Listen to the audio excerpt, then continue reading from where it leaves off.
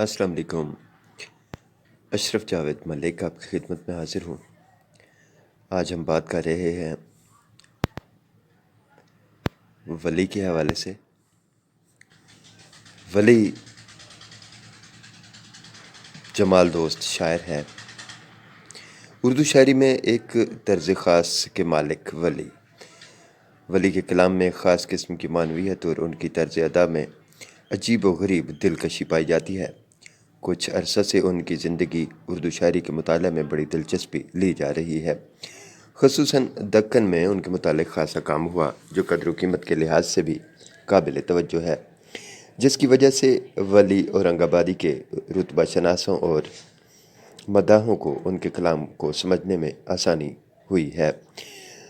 اس سارے تنقیدی ادب پر نظر ڈالتے ہوئے محسوس ہوتا ہے کہ بہت سے موقعوں پر وطنداری کے جذبے کی وجہ سے ولی کا اصل کارنامہ شاعری کو سمجھنے اور سمجھانے میں کچھ الجھنیں پیدا ہوئی ہیں، کیونکہ جب کسی فنکار یا ادیب یا شاعر کو فنکار سے زیادہ ایک قومی ہیرو کی حیثیت سے بھی پیش کرنا پڑتا ہے تو بعض اوقات تنقید محبت اور عقیدت کی رو میں بہہ جاتی ہے اور نتیجہ نکالنا مشکل ہو جاتا ہے جو تنقید کا مقصد خاص ہے۔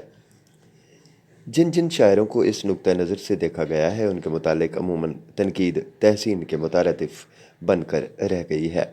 ہمارے پہلے بڑے غزل گو ولی دکنی کو بھی دوستوں اور قدردانوں کی محبت کے اس امتحان سے گزرنا پڑا، چنانچہ ان کے متعلق بعض ایسے تصورات پیدا ہو گئے جن کا تجزیہ صحیح مطالعہ کے لیے ضروری ہے۔ ولی 1668 میں اورنگ آباد دکن میں پیدا ہوئے۔ ولی کے کلام میں یاس و حرما کے عناصر تقریباً مفقود ہیں۔ ولی کی شاعری میں فلسفہ اور فکر کا عنصر کمزور ہے۔ ان کے خیالات میں کائنات کے اسرار اور زندگی کے رموز کے متعلق کم مواد پایا جاتا ہے۔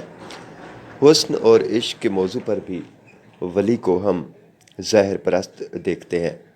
ولی کا عشق دل سے زیادہ آنکھ سے متعلق ہے۔ ان کے کلام میں وہ قلبی جذبات جو لازمہ عشق ہیں کم سے کم ہے، اور جہاں کہیں ان کا شائبہ موجود ہے ان میں گہرائی نہیں ہے۔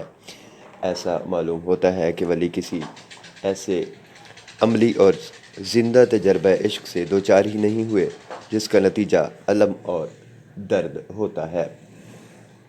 ان کے مضامین ہجر و فراق میں سچائی معلوم نہیں ہوتی، وہ شاید اس مرحلے سے گزرے ہی نہیں، اور یہ کہنا پڑتا ہے کہ عشق کے متعلق ان کا تصور ایک بامراد عاشق کے تصور کی طرح سے ہے، مگر ایسا عاشق جسے ذوق نظر یا محض تصور ہی سے تسکین حاصل ہو جاتی ہے، کیونکہ وہ صرف جمال کا عاشق ہے، اور یہ جمال کسی ایک فرد یا ایک پیکر میں مقید نہیں بلکہ عام ہے۔ وہ بھنورے کی طرح ہر پھول کا شیدائی اور پروانے کی طرح ہر شمع کا متوالا ہے۔ ہر ذرہ عالم میں ہے خورشید حقیقی، یوں بوجھ کے بلبل ہوں ہر ایک غنچہ دہاں کا۔ ولی کے متعلق بھی یہ کہا گیا ہے کہ ولی کا ایک ساجن ہے جس کو وہ پیار سے سادہ ناموں سے پکارتا ہے۔ نظر ولی صفحہ نمبر 16۔ ولی کے تخیل میں کسی خاص حبیب کا نقشہ تھا جس کا سراپا ایک عجیب دلکش انداز میں نمایاں ہے۔ نظر ولی صفحہ نمبر 16۔ مگر میں کہتا ہوں ولی کا ایک ساجن نہ تھا بلکہ ان کے 50,000 ساجن تھے۔ گجرات اور اورنگ آباد کا ہر حسین و جمیل پیکر جس پر ان کی نگاہ پڑ سکتی تھی ان کا ساجن تھا۔ اگر ان کا ایک ساجن ہوتا یا ان کے تخیل میں کسی ایک خاص حبیب کا نقشہ ہوتا تو ان کی شاعری کا رنگ جدا ہوتا۔ تجھ لب کی صفت لعل بدخشاں سو کہوں گا، جادو ہے تیرے نین غزالاں سو کہوں گا۔ ولی اس گوہر کان حیا کی کیا کہوں خوبی، میرے گھر اس طرح آوے ہے جوں سینے میں راز آوے۔ میرا تو یہ بھی خیال ہے کہ کچھ اگر انہیں حسینوں سے بے محال یا بے محابہ میل جول کے عام مواقع بھی ملے ہوتے اور انہیں ان کے جسمانی طور پر بھی دل لگانے کا خیال پیدا ہوتا تو شاید ان کے کلام میں مصفی یا حسرت کا رنگ ڈھنگ نمودار ہوتا، مگر مجھے ولی کا عشق خیالی اور مثالی معلوم ہوتا ہے۔ یہاں یہ سوال پیدا ہوتا ہے کہ ولی کس طرح ممکن تھا کہ کسی خاص شخص سے محبت کرتے ہوں گے۔ ان کا محبوب حسن و جمال کا محبوب ہے، وہ سچے اور مقصد عشق کے بغیر عاشقانہ جذبات کا مؤثر اظہار نہیں کر سکتے تھے۔ جواب یہ ہے کہ کسی ایک خاص طور پر کسی ایک خاص شخص سے عشق کیے بغیر بھی حسن و جمال کے ترانے گائے جا سکتے ہیں۔ نہیں، ایسا ممکن نہیں ہو سکتا۔ ولی کا عشق حقیقی تھا یا مجازی، اس میں بھی ایک غلط فہمی ہے۔ اپنی اصل کے اعتبار سے عشق کی سب صورتیں مجازی ہوتی ہیں۔ کسی غیر محبوب سے دل لگانا محالات میں سے ہوتا ہے۔ اگر لگایا جا سکتا ہے تو اس میں تصور کی بنیاد مجاز ہوتی ہے۔ جیسا کہ میں نے عرض کیا کہ عشق کی سب صورتیں مجازی ہیں، فرق سب سے زیادہ پردہ داری کا ہے۔ مجاز کے سامنے حقیقت کی تلاش ہو یا حقیقت کو نظر انداز کرتے ہوئے صرف مجاز میں تنقید ہو تو جہاد کا ظاہری مرکز مجاز ہی ہے۔ ولی کا فن ایک کمال پردہ داری میں ہے۔ مجاز کی ستائش اور حسن مجاز کی مسلسل توصیف سے ان کے عشق باز ہونے کا یقین ہو جاتا ہے، مگر محض پردہ داری ہے۔ وہ حسن ظاہر کی شناخواں ہے جو دنیا میں ہر جگہ مل جاتا ہے۔ ان کی لذت کشی اور لذت بخشی حسن ظاہر کی توصیف تک محدود ہے۔ ان کے لیے محبوب کے مکھ میں سب سے زیادہ دلکشی پائی جاتی ہے۔ یہ مکھ حسن کا دریا ہے، اس کی جھلک سے آفتاب شرمندہ اور بےتاب ہے۔ اس کا مکھ اس کے بعد درجہ بدرجہ آنکھ اور لب، خال، تل، قد، غرض، سراپائے محبوب جسم کی تعریف و توصیف، اور اتنے عمدہ اور دلکش پیرائے میں ولی کو اردو شاعری میں سب سے بڑا سراپا نگار کہہ دینا مناسب لگتا ہے۔ ولی کا محبوب عام محبوب نہیں ہے۔ ولی کی تمنا ہے کہ ان کا محبوب ان کے گھر آئے۔ ولی محبوب کی گلی میں کم جاتے ہیں، محبوب کو اپنے گھر جلوہ فرما دیکھنا چاہتے ہیں۔ ولی کا رنگ شاعری عراقیوں جیسا ہے، کچھ زیادہ۔ خیمداس، امرت لال اور شمس الدین ولی کے محبوبوں کے نام کی تعین کے باوجود، مجاز کے گہرے رنگ کے باوجود، ولی کے اصل رجحانات تجریدی اور تنزیہی ہیں۔ ولی کے کلام میں غزل کے دوسرے مضامین کی کمی بلکہ فقدان، کائنات کی حسین و جمیل اشیاء کے مقرر حوالے، مبالغہ اور اغراق کی صورتیں سب کی سب اس بات کا پتہ دیتی ہیں کہ ولی فارسی شاعری میں عراقی طرز کے دل دادہ ہیں، اور عراقیوں میں بھی ان کا رنگ جامی کے رنگ کے قریب ہے، جن کی غزلوں میں خاص خال و خط اور عارض و رخسار کا بیان اس تکرار اور مبالغہ سے ہے کہ بعض اوقات پوری غزل کتاب حسن کی فہرست مضامین معلوم ہوتی ہے۔ ولی کا یہی حال ہے۔ ان کے اکثر غزلیات میں ستائش حسن کا یہی انداز پایا جاتا ہے۔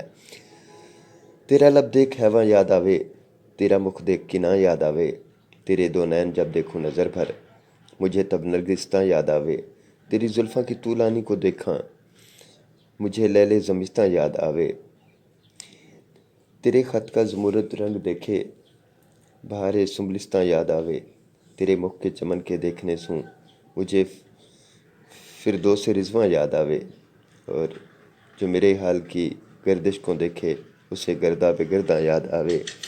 ولی میرا جنو جو کوئی کے دیکھے اسے کوہ بیاباں یاد آوے۔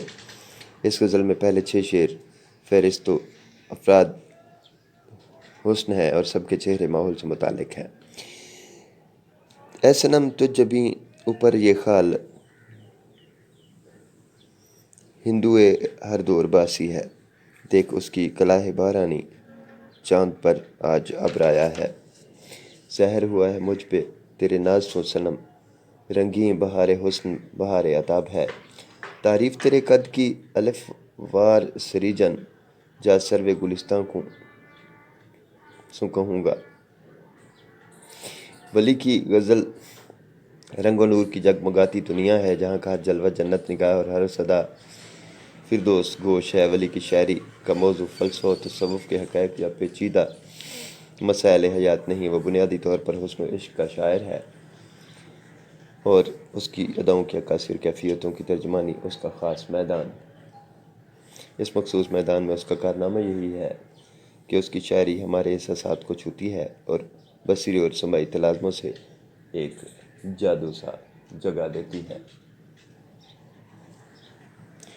ولی کی شاعری میں ویسے تو قوس و قزح کے سارے رنگ بکھرے نظر آتے ہیں، مگر ان کو خاص دلچسپی سرخ اور سنہرے رنگ سے ہے، جو کہ خوشی اور زندگی کے رنگ ہیں۔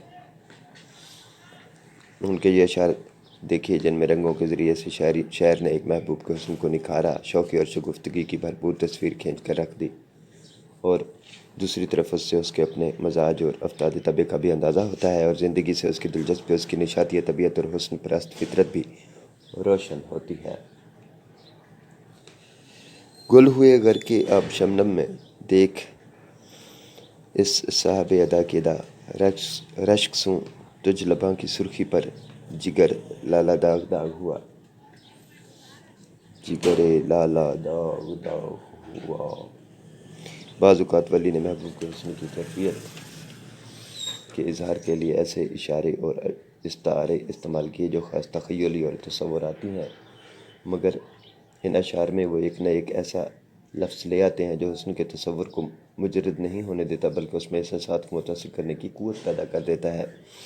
مثال کے طور پر ان غزلوں کے 2 شعر ہیں جن میں ولی نے محبوب کے چہرہ کو انوری کی قصیدہ سے اور اس کے آہستہ آہستہ سرمایہ لجاتے ہوئے گھر سے باہر نکلنے کو سورج کے مشرق سے طلوع ہونے سے تشبیہ دی ہے۔ تو سر سے قدم تک جھلک میں گویا ہے قصیدہ انوری کا، ادا و ناز سوں آتا ہے وہ روشن جبیں گھر سوں، کہ جیوں مشرق سوں نکلنے آفتاب آہستہ، کہ جیوں مشرق سے نکلے آفتاب آہستہ آہستہ۔ مختصر یہ کہ ولی کی شاعری میں حسن کا جو تصور ملتا ہے وہ ایسا مجرد خیالی نہیں ہوتا جو صرف شاعر کے ذہن کی پیداوار ہو، اس عالم آب و گل جسے کوئی تعلق نہ ہو، اور نہ ہی اس میں وہ بے اعتدالی اور سطحیت ہوتی ہے جو آگے چل کر محمد شاہی دور کے اکثر شعراء کے یہاں نظر آتی ہے۔ ان کے یہاں محبوب کا تصور خالص مرئی اور جسمانی ہے، مگر اس میں ایسی کیفیت کا اظہار بھی موجود ہے جس نے ان اشعار کو محض سراپا نگاری یا خارجی بیانات سے زیادہ قابل اعتنا اور پرلطف بنا دیا۔ ان میں ایک طرف تو محبوب کی اداؤں کی عکاسی ہے اور اس کے خال و خط کی دلکشی، اس کی جامہ زیبی کی بھرپور تصویریں، اور دوسری طرف عاشق کی والہانہ کیفیت اور جذبات بھی، جنہوں نے ان تصویروں میں گہرائی اور سوز پیدا کر دیا ہے اور انہیں شاعر کی قلبی واردات کا حصہ بنا دیا ہے۔ ان اشعار میں گہری حسیت کے ساتھ ساتھ ایک ایسا احساس سے لطافت اور شائستگی بھی پائی جاتی ہے۔ ولی کے متعلق مختلف دانشوروں کی رائے۔ ڈاکٹر جمیل جالبی فرماتے ہیں، ولی آئندہ 200 سال کی شاعری کے نظام شمسی کا وہ سورج ہے جس کے دائرہ کشش میں اردو شاعری کے مختلف سیارے گردش کرتے ہیں۔ ولی ایک وطن دوست انسان تھے۔ ولی پہلا شخص ہے جس کے شاعرانہ مزاج کو کلاسیکل کہا جا سکتا ہے۔ ڈاکٹر سلیم اختر لکھتے ہیں کہ ولی کو بلا شبہ جنوبی ہند ہی نہیں بلکہ اردو کے عظیم شعراء میں شمار کیا جا سکتا ہے۔ سید عابد علی عابد کہتے ہیں کہ ولی اردو شاعری میں ایک طرز خاص کا مالک ہے۔ ان کے کلام میں ایک خاص قسم کی معنویت اور ان کی طرز ادا میں عجیب و غریب دلکشی پائی جاتی ہے۔ ڈاکٹر سید عبداللہ لکھتے ہیں کہ ولی دکنی ایک حسن پرست جمال دوست شخص تھے اور ان کے پیش نظر وہ جلوہ عام ہے جو ہر پیکر مجاز میں موجود ہے، مگر اس کے لیے ان کی پیاس اتنی شدید ہے کہ وہ کسی ایک محبوب کے لطف حسن سے تسکین نہیں پا سکتی۔